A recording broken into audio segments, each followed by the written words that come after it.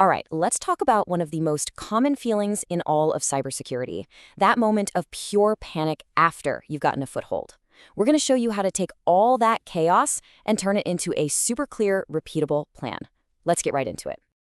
Come on, you know exactly what I'm talking about, right? You've landed the shell, the adrenaline is pumping, you see that beautiful blinking cursor, and what's the first thing your brain wants to do? The fun stuff.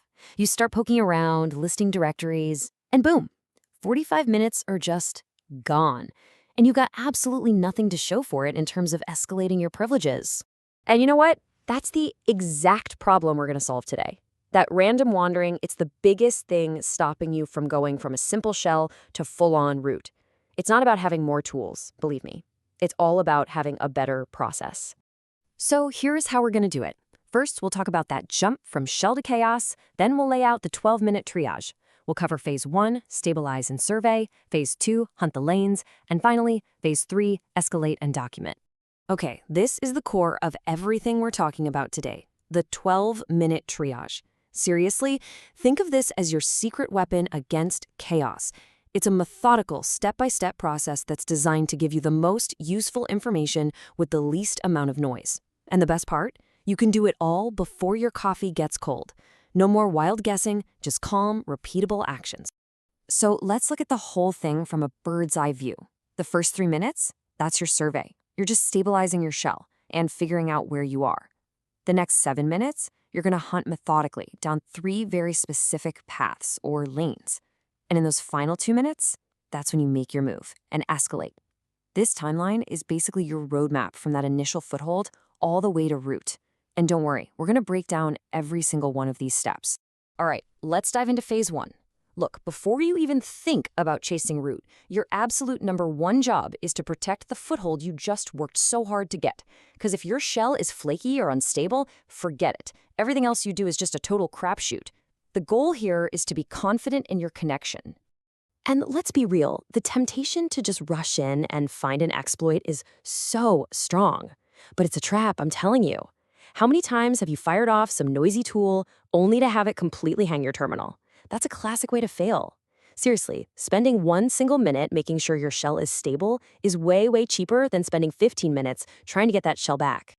So what does stabilizing actually look like in practice? Well, it's just these 4 super simple but absolutely critical commands. First, echo $0. You gotta know what kind of shell you're actually in.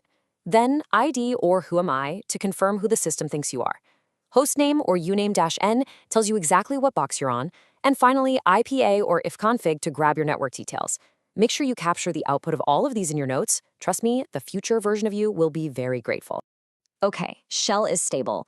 We're feeling good. Now we can move on to phase 2, hunting the lanes. This is the moment we stop just wandering around aimlessly and start investigating with real purpose.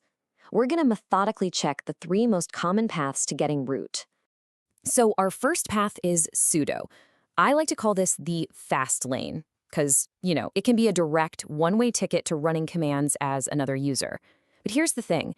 It can also be a massive trap. You have to treat the SUDO output like a legal contract. You need to read the fine print. A classic mistake is seeing something familiar, like find, and just assuming you can get a shell with it. But maybe you miss the no pass WD flag, or there's a weird path that changes the whole game. You have to read that contract carefully. And how do you read that contract? It's this one command, sudo-l. This is a totally safe read-only check. It doesn't do anything, it just tells you what you're allowed to do. It lays out all the terms of your sudo contract. Seriously, do not run anything with sudo until you've run sudo-l and you actually understand what it's telling you. All right, next up is the SUID/SGID lane. I think of this one as sudo's quiet cousin. It's not a permission you have to ask for, it's just a property that's built right into a file. When you run a program with the SUID bit set, it automatically runs with the privileges of whoever owns that file, which is often root. Now here's a pro tip for you. Don't just look for the usual stuff like find or nmap. The real gold is in the weird, custom binaries that developers left lying around. Why? Because those are the ones that almost never have proper security checks. And that brings us to our final lane, the kernel. Oh man, this is where people waste so much time. It feels so cool and dramatic, right? But listen, kernel exploitation is not a guessing game. It's a classification problem. Your only job is to get the exact kernel version and the exact architecture and see if there's a known, reliable exploit that matches. The biggest mistake here is getting impatient. Firing off an exploit that's just close enough is the fastest way to crash the whole box and lose your access forever. There's a reason we call this the lane of last resort. Okay, this slide right here, this is your decision-making cheat sheet. It brings everything we just talked about together. You go down the pseudo lane if sudo-l gives you something juicy, like a powerful binary or a no pass W entry. You pick the SUID lane if you find some weird custom program that you think you can mess with, and you only, and I mean only, go for a kernel exploit if the version and architecture match is perfect and you know your shell is totally stable. This is the whole strategy in a nutshell. So you've picked your lane. Now we're in the final phase, phase 3, escalate and document. This is where the magic happens. We're going to make our move, but we're going to do it cleanly, with precision, and this is just as important, we're going to document everything as we go. And this quote really hits the nail on the head. Look, getting root is awesome, but being able to prove how you did it, that's what separates the pros from the amateurs. If you just capture your command outputs as you go, your final report basically writes itself. Proof is always, always better than a story about what you think might have happened. Now, this is a super common point of confusion, so let's clear it up. What's the difference between this triage we're talking about and just running a big enumeration script like Limpia's? Well, think of it this way. Triage is about deciding where to dig for gold. Enumeration is the actual digging. You have to do the triage first to pick your spot.